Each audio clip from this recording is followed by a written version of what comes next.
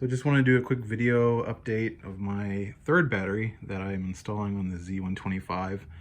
I took a chance and got a $25 eBay Power Sport gel. It's the YTX4L-BS battery for this, and got it today. Works fine.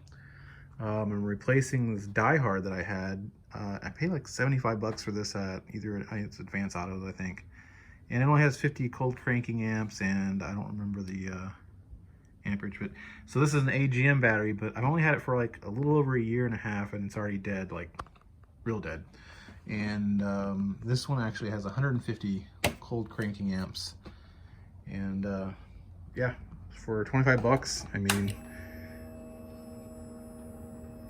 it works, and you could buy 3 for the same price as the Die Hard.